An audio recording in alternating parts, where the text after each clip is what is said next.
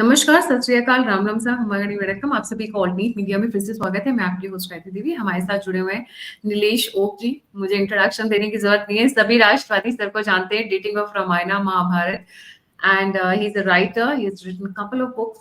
मैं सभी links description box में डालूंगी। Sir, a very warm welcome on the show. नमस्कार Gayatri Devi ji, very happy to be here. जी सर, मोदी जी ने जब राम मंदिर का जब प्राण प्रतिष्ठा हो रहा था तो एक वर्ड यूज किया था जिसपे मैंने एक पॉलिटिकल पर्सपेक्टिव लिया था। But there is a different perspective all together. काल चक्र बदल रहा है, हम ऑलरेडी कलयुग में हैं। तो जब हम कलयुग के अंदर काल चक्र बदल रहा है, ये थोड़ा सा कुछ कॉम्प्लिकेटेड चीजें हैं जो मुझे लगा शायद आप ज्यादा हेल्प कर पाएंगे समझाने में। जी सर, गेट स्टार्टेड। हाँ, तो नहीं, मोदी जी ने जो कहा वो बहुत ही अद्भुत बात उन्होंने कही है। और वो काल चक्र बदल रहा है। और आपने कहा अभी तो कलयुग की शुरुआत होके लोग समझते हैं कलयुग का प्रारंभ होके एक जनरल मान्यता से, मान्यता यानी कि हम उसको ट्रेडिशन कह सकते हैं, लोग समझते हैं लगभग 5000 साल हो गए। ये नंबर पूर्णतः असत्य नंबर है, तो लेकिन आज उसमें उसके बारे में हम बात नहीं करेंगे। जो करेक्ट नंबर है, जो महाभारत में जिसका जिसका वर्णन आता है कि थोड़ा उसमें भी भेद आते हैं। महाभारत में ये कहा है कि युद्ध के 18वें दिन से कलयुग का प्रारंभ हुआ। और फिर आप भागवत पुराण में देखेंगे तो ऐसा आता है वर्णन कि जब भगवान कृष्ण चले गए तब कलयुग का प्रारंभ हुआ। ऐसे अलग थोड़े से मतभेद या भेद लोगों के आपको मिलेंगे, क्योंकि जैसे एक जो पुराविद, जो इतिहास के जो अभ्यास करने वाले लोग हैं, उसमें मतभेद हो सकते हैं। लेकिन 5000 मेरा तो मैंने दिखाया है। और मेरे साथ एक जुड़े हुए संशोधक है, एकदम युवा संशोधक है, 23 साल के। आपने उनका नाम शायद सुना होगा, जीवन राव करके। उन्होंने युगांत करके बुक लिखी है, युगांत। तो उन्होंने एकदम पूर्ण पूर्ण साक्ष्य के साथ सिद्ध किया है कि कलयुग का जो प्रारंभ हुआ वो 7500 ईयर्स पहले हुआ। लेकिन उसमें भी हमें ये आज वाद जाने की जरूरत नहीं है ये डिबेट में कि वो 7500 ईयर्स या 5000 ईयर्स। बिकॉज जो आपने मुझे प्रश्न पूछा कि कलयुग तो शुरू हो रहा है, कलयुग तो हुआ ही है, और मोदी जी कह रहे हैं कि काल चक्र बदल रहा है, तो उसका अर्थ क्या है? अभी कलयुग का लोगों को एक अर्थ जो ट्रेडिशन में लोगों को पता है, एक दूसरा जो कलयुग कितना लंबा है उसके एक लोगों के मन में जो एक नंबर बैठा हुआ है, वो भी पूर्ण असत्य नंबर है। लेकिन मैं नंबर बता दूं, लोग ऐसा समझते हैं कि कलयुग का जो समय काल है वो है 4,32,000 ईयर्स, 4,32,000। आपको हिंदी में कहना पड़ेगा 32,000 को क्या कहते हैं। मैं मराठी में मुझे 32 पता है, ऐसे चार कुछ लाख आसपास। 4,32,000। जी, 32,000 ठीक है, हाँ 32,000 ही है। तो बहुत सारा लंबा समय है। तो फिर कालचक्र कैसा बदल रहा है, ये समझने के लिए हमें युग युग ये क्या बात है समझना पड़ेगा। ये जो 4,32,000 का जो नंबर है, उसका हम जिस समय जिस तरह से हम काल का वर्णन करते हैं और काल का हम मापन करते हैं, उससे कोई लेना देना नहीं है। ये नंबर तो एस्ट्रोनॉमी, खगोल शास्त्र से आता है और उसका कोई अलग पर्पस है, उसमें भी आज हम चर्चा नहीं करेंगे। तो फिर मोदी जी क्यों कह रहे हैं काल चक्र बदल रहा है? वो मोदी जी जो कह रहे हैं उसमें महाभारत की साक्ष्य बहुत महत्वपूर्ण है। कि उसमें महत्वपूर्ण डेफिनेशन ये दी है कि राजा कालस्य कारणम, कि जो राजा हो, या आज के जमाने में हम प्रधानमंत्री कह सकते हैं, प्रेसिडेंट कह सकते हैं, एडमिनिस्ट्रेटर राज्य का, उनका जो व्यवहार होता है, उनकी जो कार्यशैली है, उनकी जो एबिलिटी है, और उनका जो इम्प्लीमेंटेशन होता है उनके पॉलिसीज का, अकॉर्डिंगली एक सर्टन टाइप का युग आ जाता है। तो ये युग कौन सा युग चल रहा है, ये पैसिव नहीं है। ये महाभारत के अनुसार ये पैसिव चलता नहीं कि भाई हम क्या करें, हम तो इधर बैठे कलयुग है तो हम क्या करें, ऐसा नहीं है। हम युग बदल सकते हैं। इसलिए एक जो डेफिनेशन दिया है वो राजा कालस्य कारणम, उसके साथ मैं आपके आगे प्रश्न के लिए देता हूँ, लेकिन आई विल एक्सप्लेन महाभारत के साथ उदाहरण या हमारे जो एंशियंट नैरेटिव्स है, ग्रंथ है, उनसे हम उदाहरण ले सकते हैं कि काल हम बदल सकते हैं। तो सर कलयुग चल रहा है और इस कलयुग में हमने रामलला की प्राण प्रतिष्ठा की है, तो इससे क्या इम्पैक्ट आएगा? Do we see a change there? और दूसरा, जब ये पीएम मोदी जी बोल रहे हैं काल चक्र बदल रहा है, तो in what sense is he saying काल चक्र बदल रहा है? जी। हाँ, नहीं देखिए ना, अभी कलयुग का वर्णन ही ऐसा किया गया है कि कलयुग में सब डाउनहिल ही, सब चीजें डाउनहिल ही जाते रहते हैं, ऐसा एक मानना है। आप कलयुग का वर्णन कोई भी पुराण में पढ़िए, महाभारत में मार्कंडेय ऋषि वर्णन करते हैं उसका, बहुत बार उसका डिस्कशन आता है युधिष्ठिर के साथ। तो सब नेगेटिव ही आउटलुक रहता है। लेकिन अभी आप राम जन्मभूमि या राम जन्मभूमि मंदिर की बात करें, तो लोग यही बात आप 15-20 साल पहले भारत में करते थे, तो लोगों ने कोई भी मानने के लिए तैयार नहीं होता था कि ऐसा हो सकता है जो अभी हमने करके दिखाया मंदिर।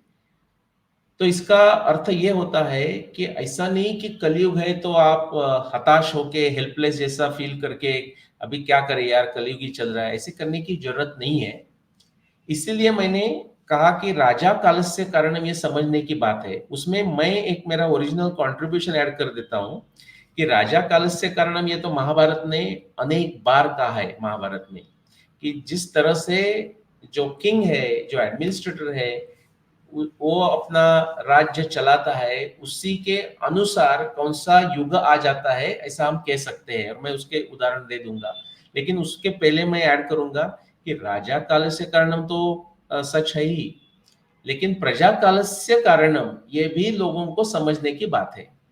जैसे कि हम अभी थोड़ा सा समय पहले बात कर रहे थे कि civic sense, bringing a civic sense of course everywhere around the world, but also in India, traffic में हो या कोई हमारे इंडिविजुअल लिविंग जो हमारा हाउसिंग कॉलोनी रहता है उसमें सिविक सेंस की बात हो, तो वो कौन लाएगा? वो तो एडमिनिस्ट्रेटर ला नहीं सकता ना। एक लॉ ऑफ द लॉ का जो ये है, लाइक पुलिस एक्शन, उसका लिमिटेशन है। एक्चुअली इंडियन सोसाइटी में आप रेशो देखोगे, like number of police individuals versus the total population, actually the number is very small, like the number of police force, it's very small. Why? Because it's a social policing.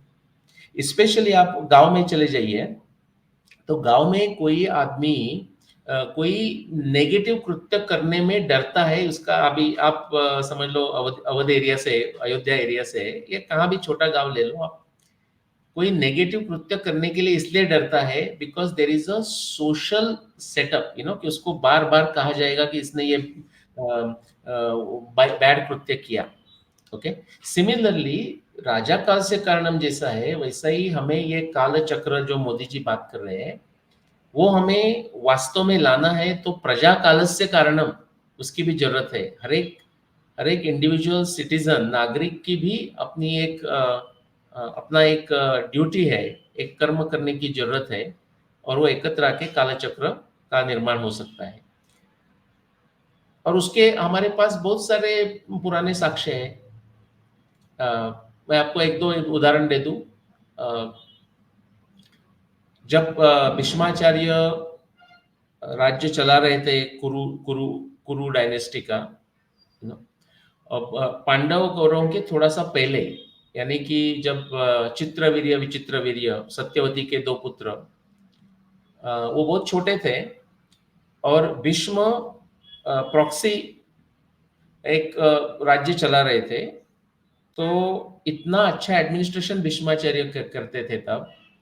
तो महाभारत में ऐसा वर्णन आता है कि भीष्म जी ने इतना अच्छा राज्य चलाया कि उन्होंने द्वापर युग में सत्य युग लाया।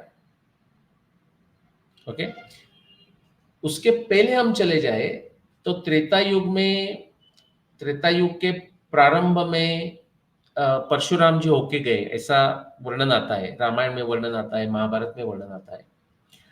और ऐसा कहा जाता है कि कोई क्षत्रिय उन्मत्त हो गए थे, जो क्षत्रियों ने अपना जो व्यवहार करना चाहिए थे वो नहीं कर रहे थे।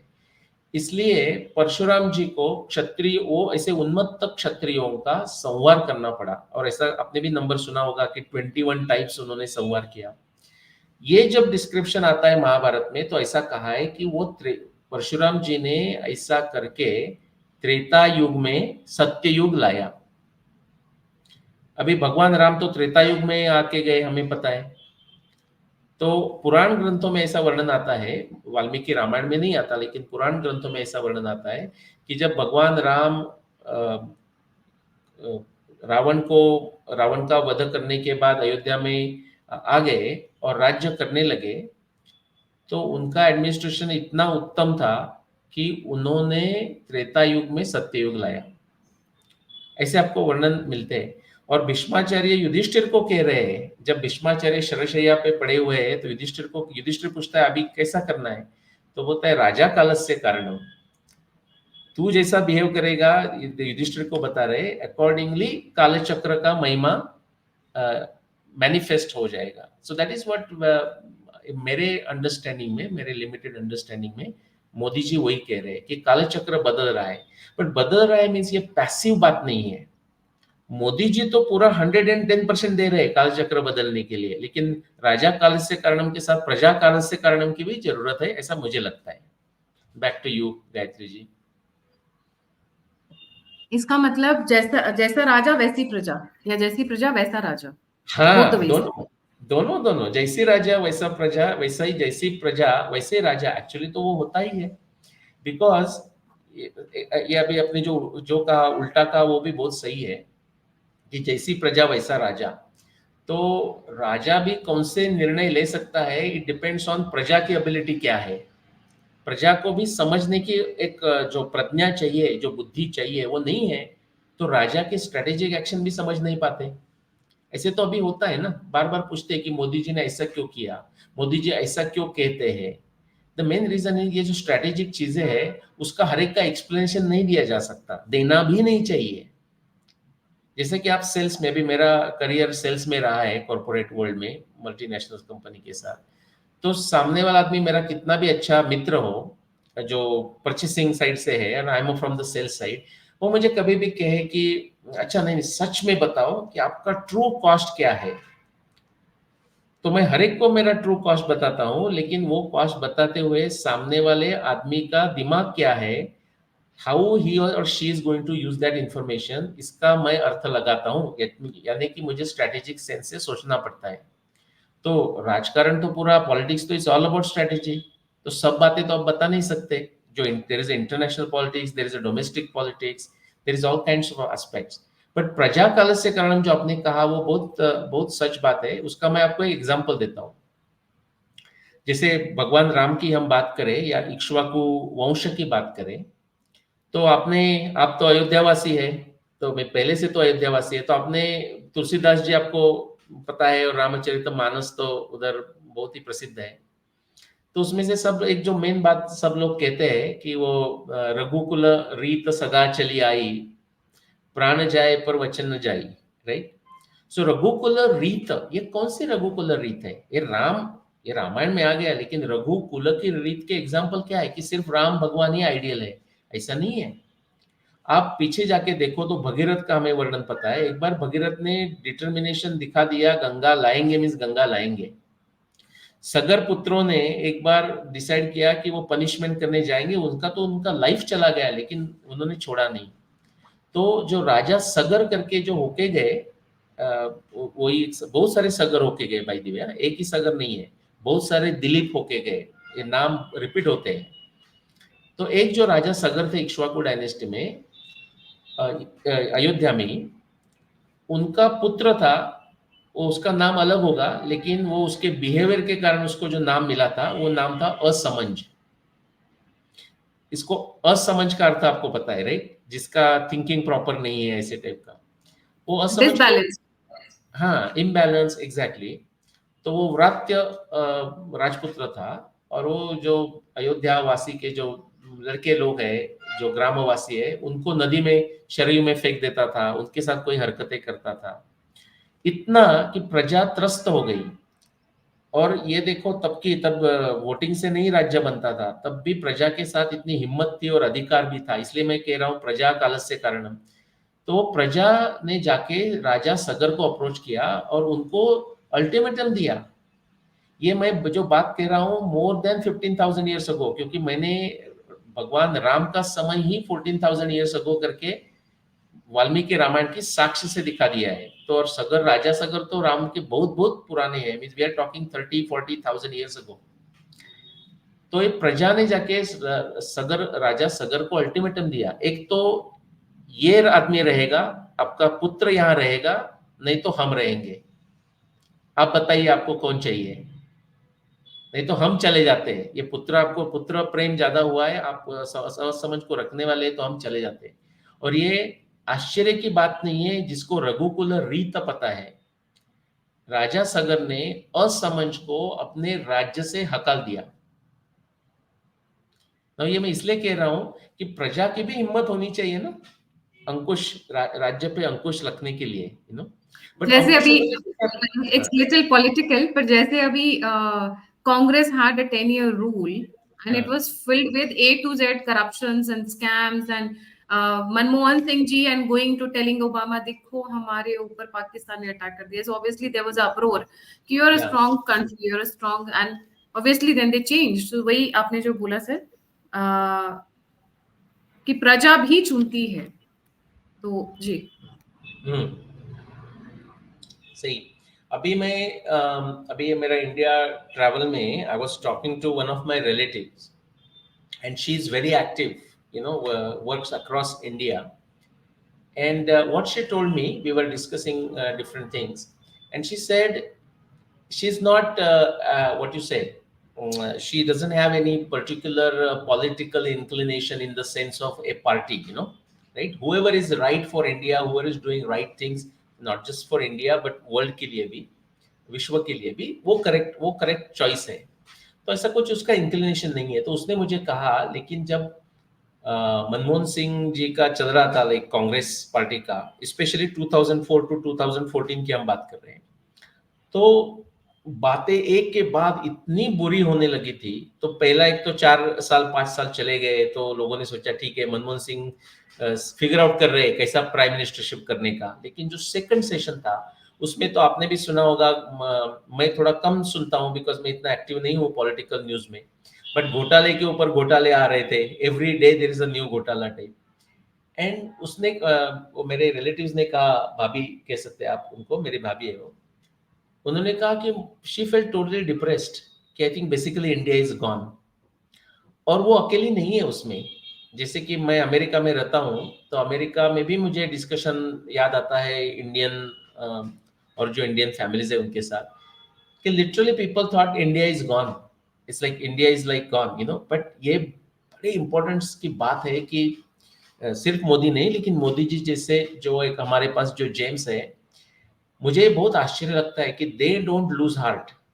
उनकी डिटर्मिनेशन बहुत अमेजिंग है, whether they are in power और they are not in power.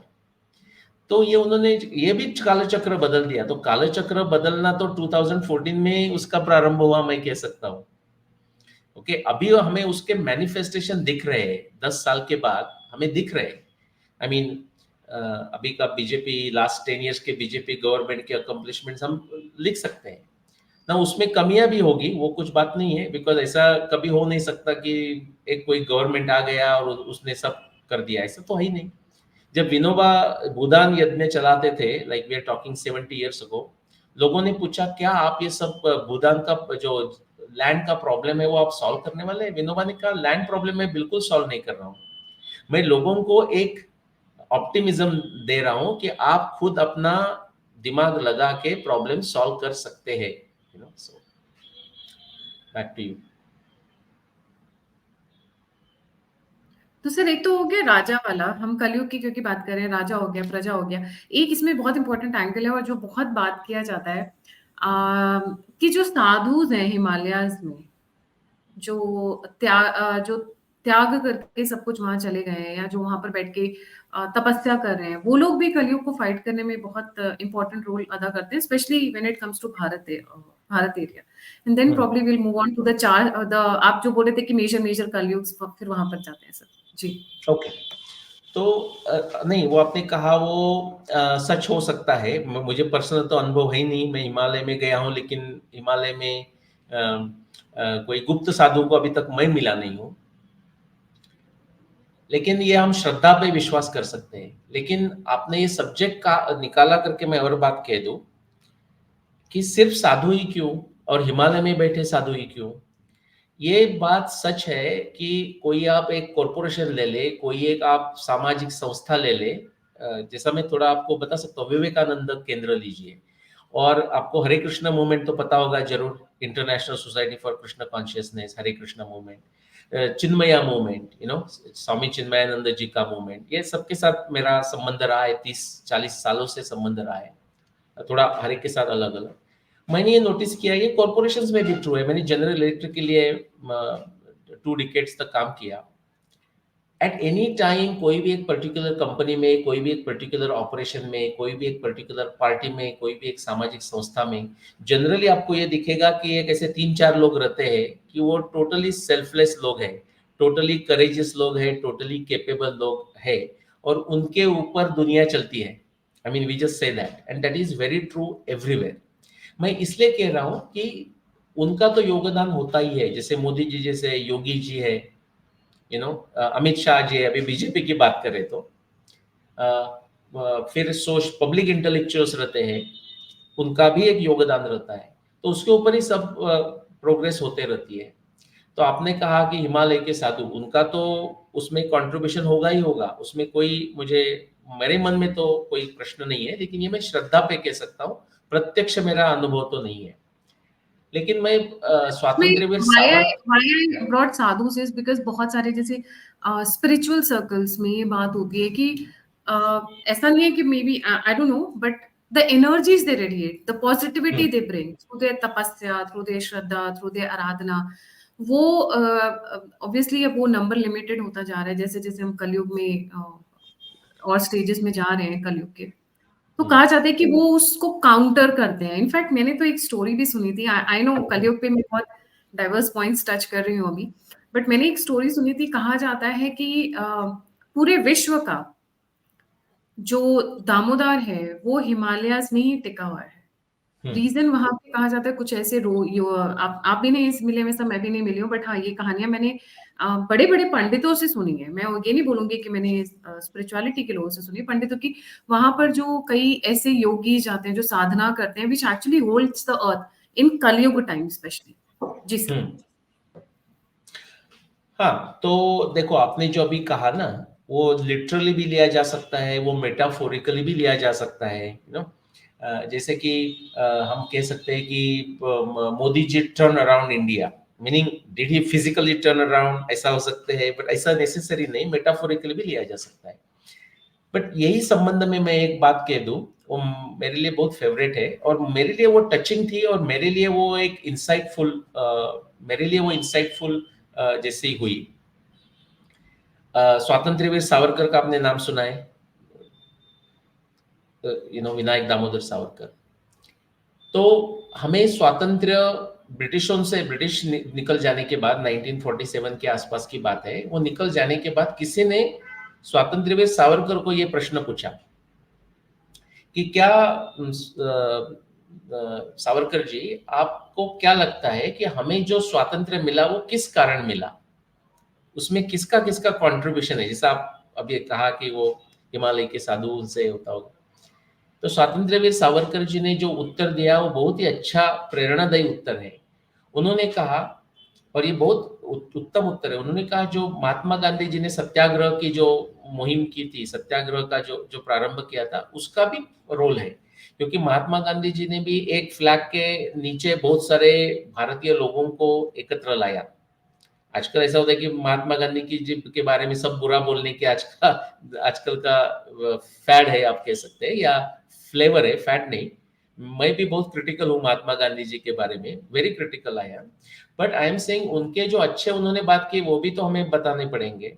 तो उन्होंने एक, जैसे कि और भी लीडर्स कर रहे थे, तो महात्मा गांधी जी ने नेतृत्व लिया लोकमान्य तिलक के बाद, वो क्यों लिया, कैसा हुआ, वो बात अलग है। लेकिन उसके उन्होंने ये किया कि सामान्य भारतीय को भी स्वातंत्र्य संग्राम में उन्होंने लाया। तो सावरकर जी ने उसकी भी बात की है। उन्होंने बोला कि जो महात्मा गांधी जो सत्याग्रह किया और उससे जो किया उसका भी स्वातंत्र्य मिलने में उसका योगदान है। फिर उन्होंने बाकी बातों की, जो सशस्त्र सत्याग्रह, जैसा कि जिसके सावरकर उसके सपोर्टर थे, ये सशस्त्र भगत सिंह, राजगुरु, ऐसे लोगों ने जो किया उसका भी उसमें योगदान है। बहुत सारे लोगों ने अलग अलग अपने मन के अनुसार, अपने बुद्धि के अनुसार जो प्रयत्न किए उसका सबका योगदान है। लेकिन जो उन्होंने जो अंत में बात कही वो सबसे मुझे इंपॉर्टेंट लगती है। उन्होंने कहा, और थाउजेंड्स ऑफ इंडियन, हजारों भारतीय नागरिक, भारतीय लोग जिनके पास कोई ऐसा लगता है कि कोई उनके पास कर्म शक्ति नहीं है या द्रव्य शक्ति नहीं है, कोई बुद्धि शक्ति नहीं है, लेकिन वो लोग भी हर एक दिन सुबह अपना पूजा पाठ करते हुए भगवान को नमस्कार करके प्रार्थना करते थे कि हे भगवान, मेरे भारतवर्ष को स्वातंत्र्य मिल जाए। तो उन्होंने, सावरकर जी ने कहा, ये सब हजारों लोगों की एवरी डे की प्रार्थना along with Satyagraha, along with सशस्त्र सत्याग्रह, ये सब के कारण स्वातंत्र्य मिला। तो मुझे ये फिर अगेन यही कहना है, आपने जो कहा, तो हिमालय के साधु जी का तो योगदान होगा ही, लेकिन हम जो नागरिक है भारत के, उनका जो योगदान अभी जो है उसके कारण भी हो रहा है। आई मीन मोदी जी भी वो मान्य कर लेंगे कि उनका हर एक आदमी, many people totally without any expectation of anything in return काम कर रहे हैं। और मुझे तो ऐसे हजारों लोग पता है, उनका हमें नाम भी पता नहीं। ये बात ऐसी है कि मेरे जैसा आदमी कोई माइक्रो सेलिब्रिटी होके आपके शो पे आ जाता है और कोई आता है, लेकिन हमारा कोई, हमने बुक लिखा, कोई लेक्चर्स देते हैं, इसलिए हमारा नाम हो जाता है थोड़ा सा। लेकिन ऐसे हजारों लोग मुझे पता है कि जिनका कोई कहा नाम, किसी को नाम पता नहीं है, बट वो भारत माता के लिए 24/7 काम कर रहे हैं। तो उनका भी योगदान है। जैसा आपने कहा, हिमालय के योगी जी, जो योगी लोग हैं, ऋषि लोग हैं, उनका भी योगदान है। बिल्कुल। सर, कल क्योंकि हमने स्टार्ट किया था कलयुग से और थोड़ा सा पॉलिटिक्स में हम लोग चले गए। सर, कलयुग के बारे में बताइए ना थोड़ा डिटेल में। जी। क्या क्या आप जानना चाहते हैं कलयुग के बारे में? खास कलयुग के बारे में एक तो अलग अलग डेट्स आती हैं, एंड बिकॉज आप डेटिंग एक्सपर्ट हैं, इनफैक्ट जो मेरे को आपकी इंट्रोडक्शन दी गई थी वो ये कहा गया था कि रामायण की डेट, महाभारत की डेट आप पर्टिकुलर पिन पॉइंट वे में बताते हैं।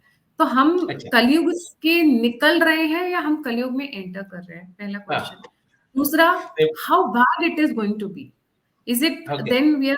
जी। या नहीं नहीं, बहुत अच्छा प्रश्न है। तो अभी जैसा मैंने कहा राजा कालस्य कारणम, और उसमें मैंने ऐड कर दिया प्रजा कालस्य कारणम। ये कितना कलयुग बुरा होने वाला है या कितना अच्छा हो सकता है, ये सब हमारे हाथ में है। भगवत गीता में जो बुट स्ट्रैपिंग, ये जो टेक्निक हम कहते हैं, स्टेटिस्टिक्स में बात करते हैं, other boot strapping, literally pulling your self out of the mud your self, with your own efforts, without any external agency. यही भगवत गीता कहता है ना, उद्धरेन आत्मनामानम नात्मानम अवसादयेत आत्मैव आत्मनो बंधुर आत्मैव रिपुरात्मना। मराठी में उसका भाषांतर करें तो, उद्धरावा स्वये आत्मा खचू देऊ नये कधी, आत्माची आपुला बंधु आत्माची रिपु आपुला। ये शायद मराठी आपको समझ में आ जाए, बिकॉज मराठी, अवधी, भोजपुरी बहुत नजदीक आते हैं। Simply what it says is कि you are your best friend और you are your worst enemy. तो हर एक इंडिविजुअल आदमी को, एक कृष्ण कह रहे हैं अर्जुन को 6 चैप्टर में भगवत गीता के। सो हमारे प्रयत्न से हमें डिसाइड करना है कि हमें कौन सा युग चाहिए, उसका ही अर्थ है राजा कालस्य कारणम। लेकिन जो लोगों के मन में जो बैठा हुआ है ना गायत्री देवी जी, उसको मैं थोड़ा बता दूं। लोगों के मन में एक सिंपलिस्टिक आइडिया है कलयुग का। वो आइडिया है कि 5000 साल पहले कुछ मैजिक हुआ और कलयुग का प्रारंभ हुआ। ओके, ऐसा ही एक आप क्या कह सकते हो उसको, बिलीफ होके बैठा हुआ है। उसमें कोई तथ्य है? इफ आप मुझे पूछोगे तो उसमें कोई तथ्य नहीं है। ओके, नाउ कलियुग एक सर्टन तरह से समझा जाता है, जैसा मोदी जी ने कहा कि काल चक्र बदल रहा है, तो सिमिलरली एक राम राज्य था या भगवान राम का समय था, उसको त्रेता युग का अंत समझा गया। जब महाभारत का समय था उसको द्वापर युग का अंत समझा गया। ना ये समझने वाली बात है। देखो रामायण का समय ये त्रेता युग का अंत समझा जाता है, महाभारत का समय ये द्वापर युग का अंत समझा जाता है। It's like a big epic, something significant is happening. Just like saying जब 1969 में Neil Armstrong and Edwin Aldrin चंद्र पे चले गए, तो हम उसको तब से हम उसको चंद्र युग कह सकते हैं कि suddenly now human being has gone on the moon, ऐसी वाली बात। तो ये एक साइकोलॉजिकल होल्ड करने का, जैसे हम लास्ट 10 ईयर हम मोदी युग कह सकते हैं, और उसके पहले के 10 साल मनमोहन सिंह युग कह सकते हैं। ये डेफिनेशन है, युग यानी कि जनरेशन, ऐसा भी उसका अर्थ है, युग यानी कि जनरेशन भी। लेकिन सामान्य लोगों के मन में कली युग मीन्स 5000 साल पहले उसका प्रारंभ हुआ, और अभी अप्रोक्सीमेटली 4,32,000 साल तक चलने वाला है। ये अत्यंत क्या कह सकते हैं आप, रॉन्ग इंफॉर्मेशन है, क्योंकि ऐसा आपको कोई ग्रंथों में नहीं मिलता। थोड़ा पुराने ग्रंथों में स्पेशली कमेंटेटर्स ने मिस्टेक करके मिलता है, लेकिन आप उसका ऐसा वर्णन आपको रामायण में नहीं आता, ऐसा वर्णन आपको महाभारत में नहीं आता, ये इतना लंबा सालों का वर्णन कहाँ भी नहीं आता। तो फिर क्या है, द रियलिटी ऐसा है कि युग यानी कि एक सर्टन टाइम पीरियड, लेकिन वो सर्टन टाइम पीरियड लेके हमारे ऋषि मुनि ने उसकी बहुत सारी व्याख्या की। जैसे कि एस्ट्रोनॉमी में हमारे पंचांग में 5 साल का भी युग आता है। अभी 5 साल का युग जब आता है तो आप ये पूछोगे मुझे कि अच्छा वो 5 साल का युग सत्य युग है या द्वापर युग है, ऐसा कोई संबंध ही नहीं है उसका। लेकिन कभी समझने के लिए हम वही इंफॉर्मेशन यूज करते हैं करके ब्रॉडली ऐसे 30-40 डिफरेंट व्याख्या हुई है, और उसको सिंप्लीफाई मुझे करना है तो मैं चार तरफ से, 4 स्टाइल से मैं कर सकता हूँ। एक सिंपल आपको एग्जांपल देने के लिए, एक जो है वो है फिलोसॉफिकल, आप कह सकते हैं उसको, philosophical way of explaining the yuga. Philosophical युग क्या है, तो ऐतरेय ब्राह्मण में ऐसा वर्णन आता है कि जब आप सो रहे हो तो आप कलयुग में हो, जब आप सो के उठ के बैठते हो तो आप द्वापर युग में हैं, जब आप बैठने से उठते हो, खड़े हो जाते हो तो आप त्रेता युग में आते हो, और जब आप कर्म कर्म का प्रारंभ करते हो, आप चलने लगते हो, तब आप सत्य युग में आ जाते हैं। इसलिए आप सतत कर्म करते रहिए, लेजी मत बनिए। चरय वेति कृतम संपद्यते चरण। जब आप चल रहे हैं, जब आप कृति कर रहे हैं, एक्शन कर रहे हैं, तो आप सत्य युग में हैं। अभी उसमें कितना समय तक कलयुग रहेगी कोई बात ही नहीं। जब आप उठ जाओगे नींद में से तो आप कलयुग समाप्त हो गया उसमें। ये फिलोसॉफिकल वे है और ये हमारे ग्रंथों में है, लेकिन ये कोई समझना ही चाहता नहीं। सबको 4,32,000 ईयर्स पे ही अटक के पड़े हुए हैं, लेकिन ये तो दिया है। दूसरा जो एक वर्णन है, जो मैंने आपको एग्जांपल में कहा, वो साइकोलॉजिकल स्टेट को आप कह सकते हैं। मैं 2 उदाहरण देता हूँ। जो आइंस्टाइन का जो एकदम रिलेटिविटी का एक्सपेरिमेंट था, टाइम वार्पिंग का, तो उसमें उन्होंने एक्चुअली एक्सपेरिमेंट किया, ये बहुत लोगों को पता नहीं है। वो न्यू जर्सी से न्यूयॉर्क के ऑयस्टर बार में चले गए। ही हायर्ड, उन्होंने चार्ली चैपलिन की जो वाइफ थी उसको डेटिंग के लिए हायर किया for few hours in oyster bar. Okay, and जब उनको लगा, ये रियली उन्होंने लिखा है, आइंस्टाइन ने 1938 में पेपर लिखा उसके ऊपर, टाइम वार्पिंग के। तो उनको जब लगा कि वो चार्ली चैपलिन के वाइफ के साथ उन्होंने ऑयस्टर बार में उन्होंने समझ लो 1 मिनट बिता दिया, एक मिनट का समय चला गया, उसे उनको मेंटली लगा। उन्होंने घड़ी में देखा, तो उन्होंने घड़ी में देखा कि 54 मिनट्स हो चुके थे। तो उन्होंने बोला चलो, one experiment is over. Then he went back to New Jersey and sat on a hot plate. Actually hot plate was not allowed, so he used the iron, hot iron हमारा, and tried to sit on it. When he felt like 1 घंटा बैठे हैं, वो उठ गए, घड़ी में देखा तो उनको लगा कुछ लेस देन 1 मिनट हुआ था, और उसके बाद उन्होंने वो पेपर लिखा। ओके, 1938 में पेपर है, जर्नल ऑफ एक्सोथर्मिक साइंसेस में लिखा था। सो ये क्या है, ये है साइकोलॉजिकल स्टेट ऑफ माइंड।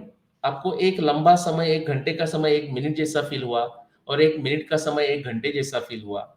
ऐसे ही हम हमारे इसमें देखेंगे भक्ति ट्रेडिशन में, तो बंगाल में चैतन्य महाप्रभु करके बड़े संत होके गए, और वे बड़े कृष्ण भक्त थे। और उन्होंने ज्यादा कुछ लिखा नहीं है। उनके जो डिसेपल्स थे, उनके जो शिष्य थे, लाइक षड गोस्वामीज ऑफ वृंदावन, उन्होंने खुद बहुत कुछ लिखा उनके फिलोसफी के बारे में। लेकिन चैतन्य महाप्रभु ने सिर्फ 8 श्लोक लिखे, ऐसा समझा जाता है। उसमें से जो एक श्लोक है वो मैं आपको बताता हूँ।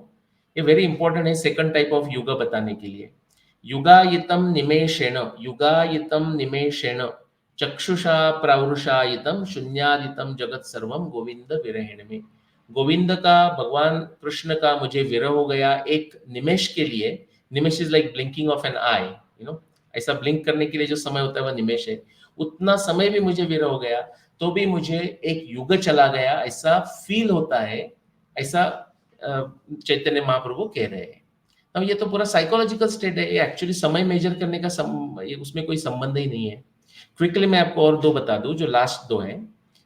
जैसे कि एस्ट्रोनॉमी का मैंने पहले ही कहा कि जो 4,32,000 उसके डबल 8,64,000 टोटल ऐड करके 4.32 million years. These numbers are इसलिए क्रिएट किए गए हैं कि जो हमारे जो ग्रह है उनका जो क्या कहेंगे आप ऑर्बिटल पीरियड को, जो पूरा रोटेशन होता है ना कक्षा में, अपने कक्षा में जो रोटेशन का जो समय है वो अच्छी तरह परिक्रमा निकालने के लिए परिक्रमा परिक्रमा करने का जो समय है वो एक्यूरेटली बताने के लिए ये मैथमेटिकल फॉर्मुलेशन है, ये मैथमेटिकल जगलरी है, मैथमेटिकल जुगाड़ आप कह सकते हो उसको, और कोई उसका संबंध नहीं है। जैसे कि जियोलॉजी का डेवलपमेंट होने के लिए हम उसका एक स्केल यूज कर सकते हैं, या इवोल्यूशन जैसा डार्विन का इवोल्यूशन एक्सप्लेन करने के लिए एक स्केल यूज कर सकते हैं। इसको कहते हैं थियोरेटिकल युगा। और जो लास्ट है जिसका ये थियोरेटिकल के साथ कंफ्यूजन किया जाता है, कंफ्यूजन करना नहीं चाहिए, वो है क्रोनोलॉजिकल युगा, जिसके लिए हम पंचांग का उपयोग करते हैं। या अभी बर्थ डेट किसी को पूछा ये साल कौन सा चल रहा है अभी, तो हम कहते हैं 2024। तो कोई ये पूछता नहीं कि 2024 का रेफरेंस नंबर क्या है, सब अज्यूम करते हैं रेफरेंस सबको पता है। Actually it's a very faulty reference, faulty नहीं है, it's a very arbitrary reference. You know जैसा कि उसके साथ कनेक्ट किया जाता है कि जीसस का जब जन्म हुआ तब से ये शुरू हुआ। उसमें एक ह्यूमरस चीज बता जाती है कि जीसस का जन्म 4 एडी में हुआ तो जीसस के जन्म के साथ कैसा, वो चलो हम ह्यूमर साइड में रख दें।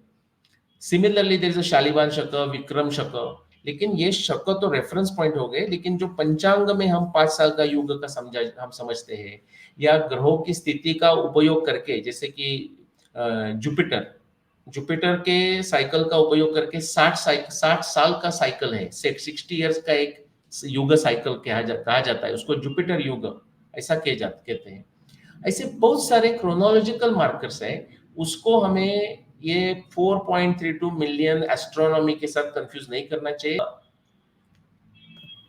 जो कृष्ण ने भगवत गीता बताई उसके बाद आपको अनुगीता आपने सुनाई है, अनुगीता करके शब्द सुना है आपने?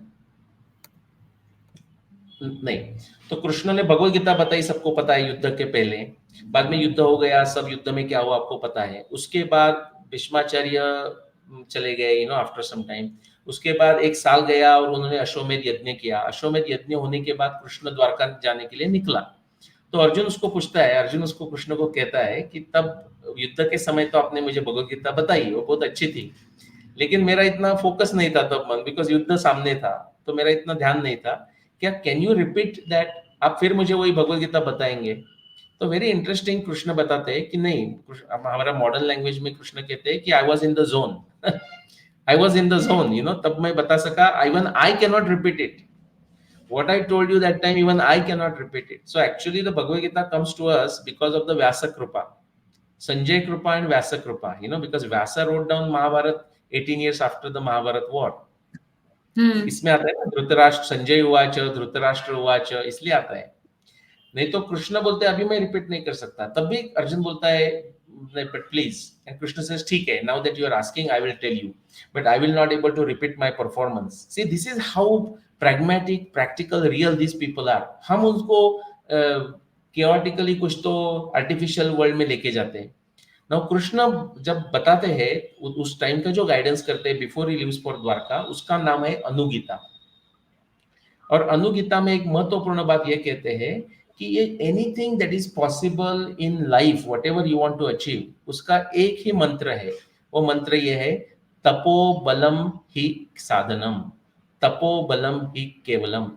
केवल आप रिसर्च करके, संशोधन करके, तपस्या करके, एफर्ट लगा के, श्रद्धा के साथ, श्रद्धा, वीर्य, स्मृति, समाधि, प्रज्ञा और बुद्धि का उपयोग करके ही आप प्राप्त कर सकते हैं। उसमें कोई मैजिक वॉन्ड नहीं है, ये उनका है। तो अभी आप रिकॉर्ड करें तो वो भी ले सकते हैं, और you can ask me the question again and I will say the same thing and we can stop on that, you know. Very fascinating actually. मैं अच्छा, आप फिर these फ्रीज are हो all गए। ऑल गुड फॉर फिर you. am I okay now? या you are Am I okay okay? Now. Yes हाँ, yes. I think sir जो आपने आपने जो फर्स्ट गो में किया है ना, मैं उसी को रखूंगी, राइट? और कंक्लूड यहाँ पे कर देती हूँ कि कैसे कंक्लूड करूँ। बहुत सारी चीजें सीखने की हैं अभी। I have not even taken baby steps, I would say. अभी मैं पालने में ही हूँ। I think I keep my screen. Is it hazy? The screen is hazy? Now it's good. Now it's good actually. You know. Now, yeah, it's better actually than before. Yeah. तो मैं यहीं पे conclude कर देती हूँ sir, because I think वो आपने जो बोला वो बहुत अच्छा बोला। मैं उसी में ही कटिंग कर लूँगी थोड़ी। जी, thank you so much sir for joining. इसके बाद हमारी एक काफ़ी अच्छी अंडरस्टैंडिंग हुई है, मैं ये बोलूँगी कि मोदी जी ने कालचक्र बदल रहा है क्यों? कलयुग के बारे में और तपस्या के बारे में, श्रद्धा के बारे में, डेडिकेशन के बारे में।